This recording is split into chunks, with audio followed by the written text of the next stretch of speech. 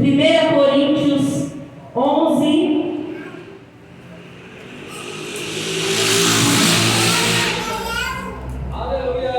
Eu vou ler aqui o tema e eu peço que a igreja abra as nossas Bíblias no livro de Lucas, no seu capítulo 7, no verso 36. Lucas 7, 36.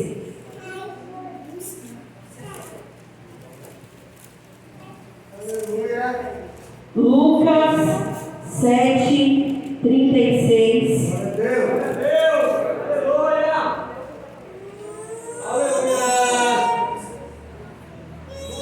A igreja encontrou?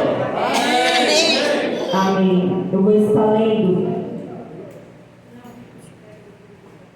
Glória a Deus. E um dos fariseus convidou Jesus para jantar em sua casa. E tomou lugar à mesa. Quando uma mulher daquela cidade, uma pecadora, soube que Jesus estava ali, trouxe um vaso de alabastro contendo um perfume caro. Em seguida, ajoelhou-se aos pés de Jesus, chorando. As lágrimas caíam e sobre os pés dele, e ela o secou com o cabelo. Continuou a beijá-lo e a derramar o perfume sobre os pés dele. Quando o fariseu que havia convidado Jesus viu aquilo, disse consigo: se esse homem fosse profeta, saberia que esse tipo de mulher que está tocando ele é uma pecadora. Jesus disse ao fariseu: Simão, tenho algo a lhe dizer.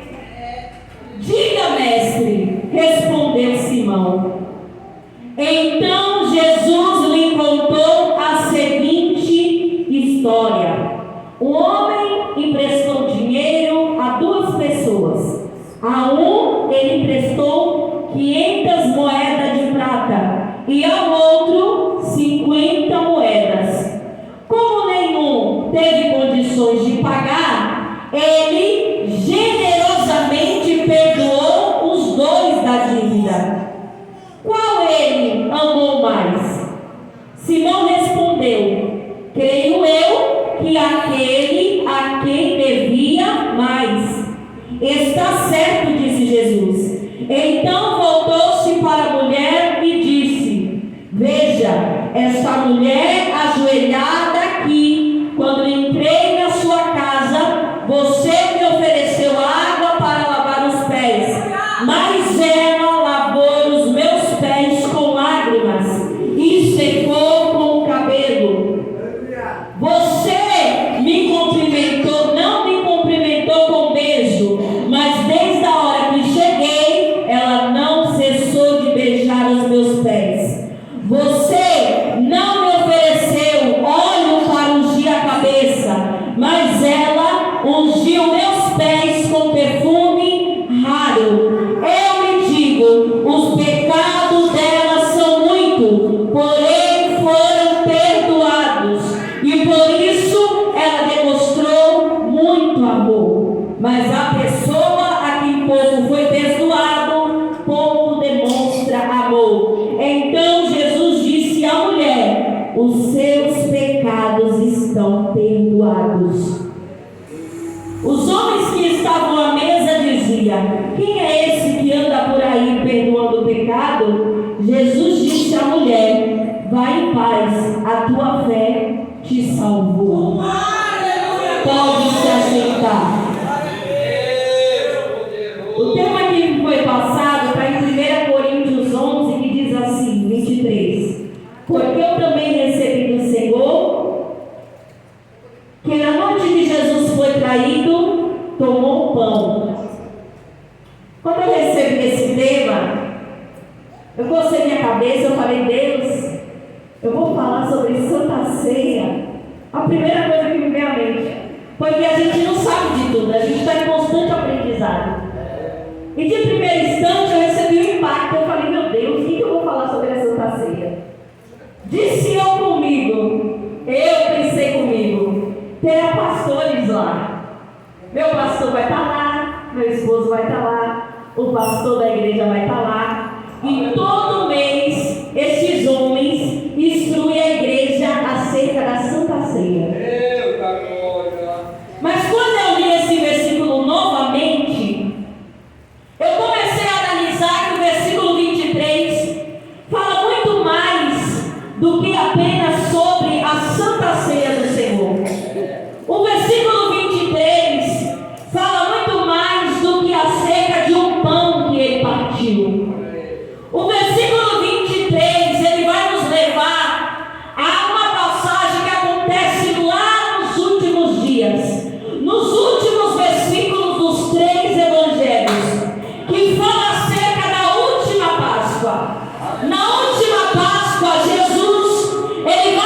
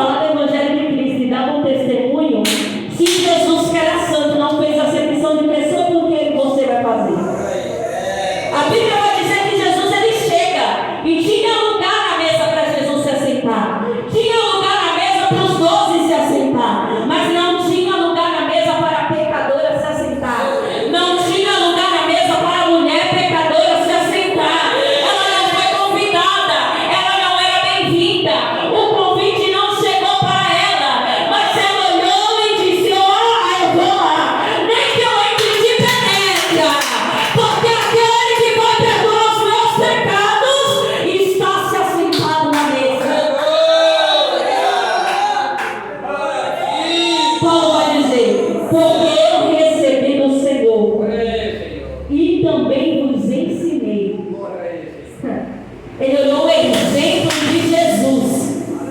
Ele vai dizer: eu recebi do Senhor e também vos ensinei que na noite que ele foi traído, ele se assentou na mesa, pegou o pão, partiu e disse: tomai e comei, irmãos, é o meu corpo que vai ser partido por vós.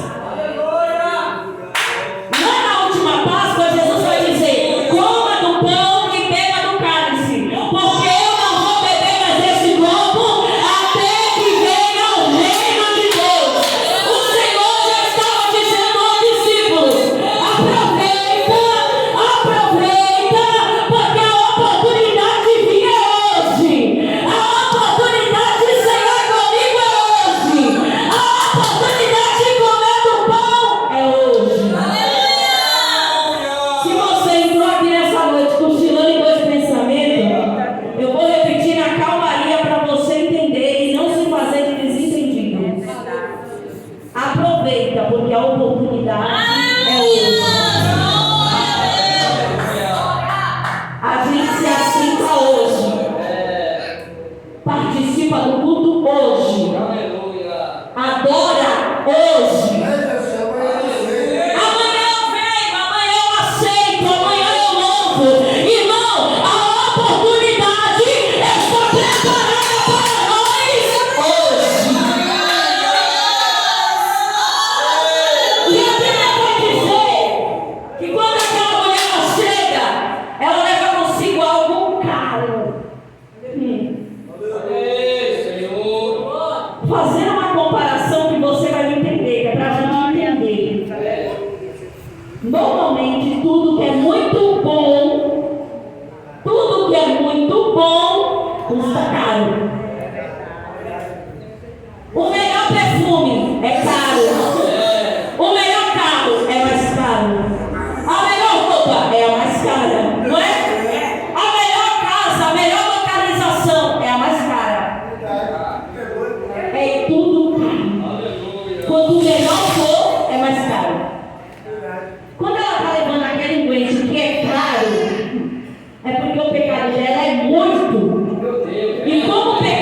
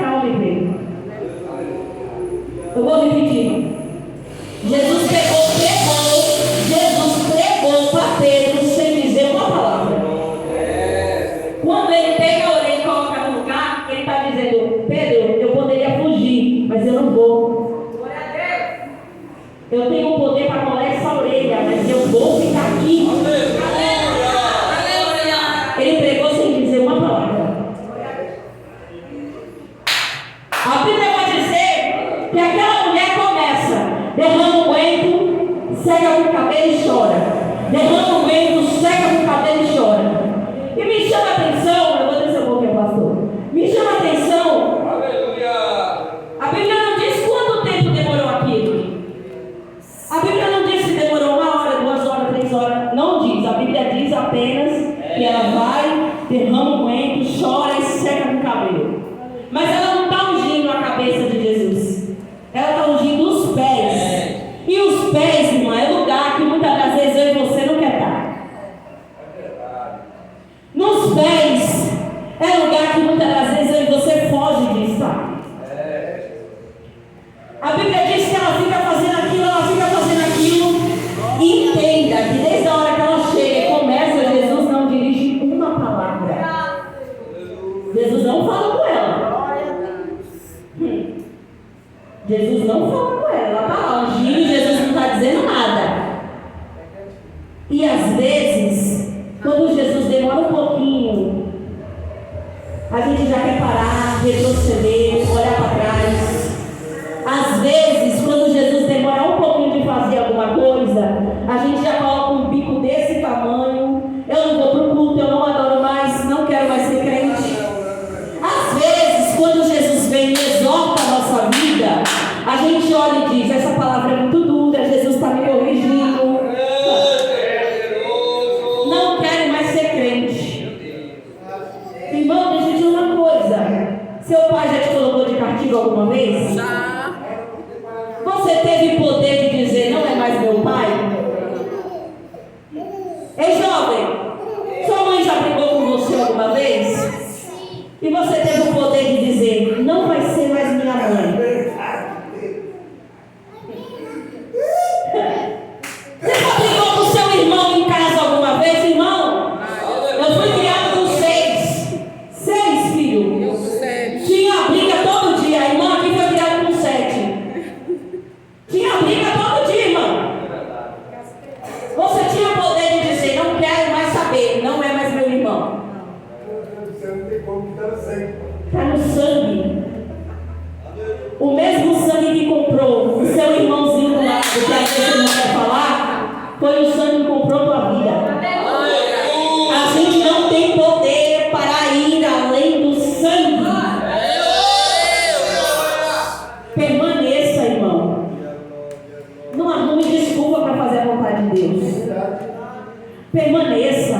Não abandone o barco por causa do teu irmão, por causa do que ele disse, por causa do que ele falou, por causa da palavra que foi dura. Não abandone o barco por nada disso, porque quem comprou a sua vida não foi o teu irmão do lado, nem da direita, nem da esquerda.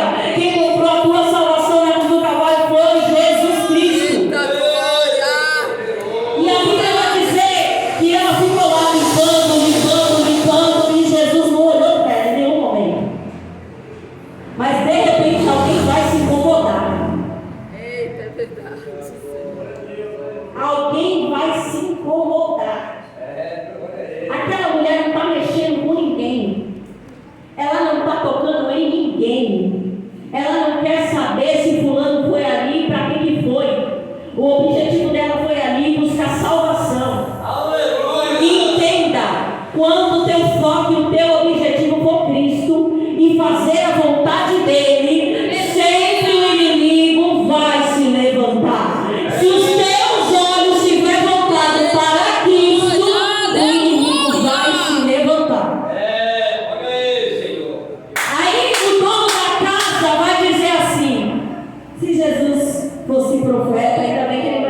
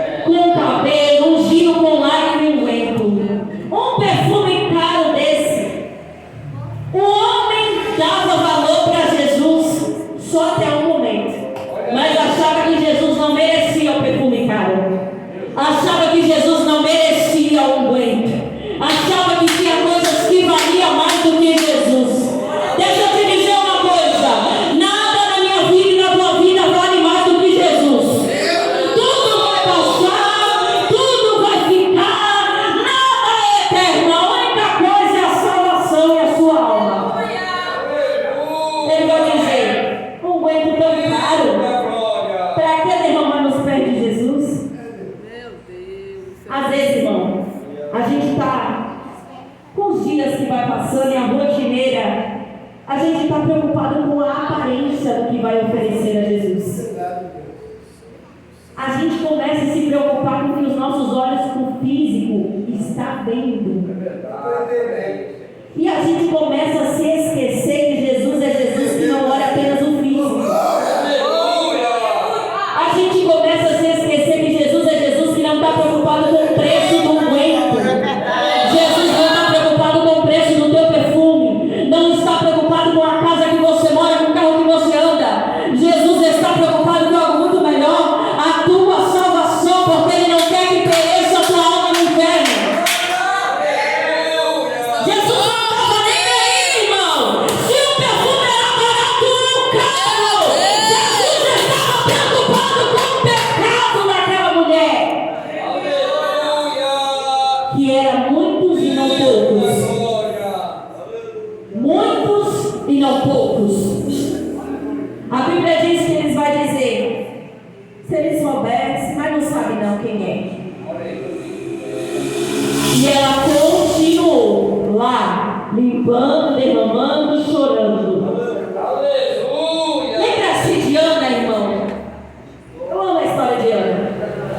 A Bíblia vai dizer que quando ela chega no templo, babunciando, a Ana não tem força, a Ana já não come, Ana já não dorme, Ana já não bebe, Ana não se hidrata. Ana não quer saber nem do marido que ela tinha. Ana só queria um filho. Ela não queria 2, ela não queria 3, ela não queria 10, ela só queria um filho. Ainda que Penina tivesse muitos, Ana só precisava de um.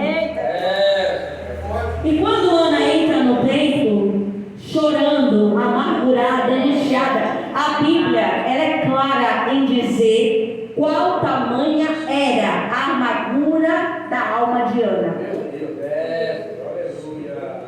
A palavra de Deus é tão perfeita, irmão, é tão perfeita, que a Bíblia deixa bem clara que ela já não comia, ela não queria saber nem das necessidades fisiológicas do corpo dela. Comer, beber, dormir, ela não queria saber disso.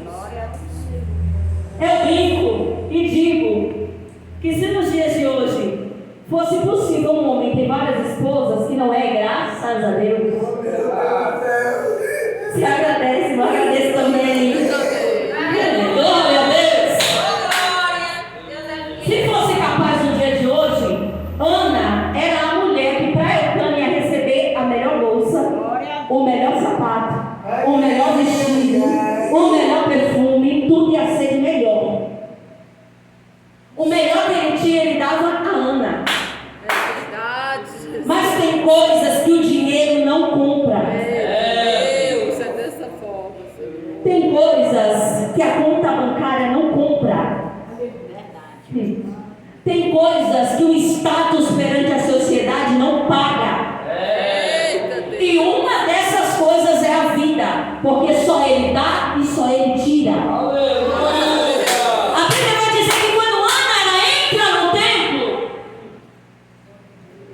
ela faz daquele cantinho, daquele lugar, o secreto. Aquele cantinho que muitas das vezes a gente se esquece e não vai mais. Aquele cantinho que a gente orava e que ninguém via, que às vezes vai passando o tempo e a gente não vai mais. Ana vai pro cantinho. E toda vez que alguém vê alguém diferente, vai se incomodar. Toda vez que alguém vê algo diferente no templo, vai se incomodar. Eu entendo que o sacerdote Eli fazia tempo que não via ninguém chorando daquele jeito. Fazia tempo que não via ninguém orando daquele jeito. O fariseu que convidou Jesus fazia tempo que não via alguém dando mais valor à vida do que ao unguento. A Bíblia vai dizer que o sacerdote logo se incomoda com Ana. Que isso, Ana? Está embriagada? Que isso, Ana? Bebeu demais? Ana vai dizer para ele que o problema dela não é bebida. O problema dela não foi farra. O problema dela não foi a noitada. O problema de Ana é muito maior. E quando Ana sai do templo, a Bíblia já diz que o semblante dela já não era triste. Eu entendo que você pode até ter entrado triste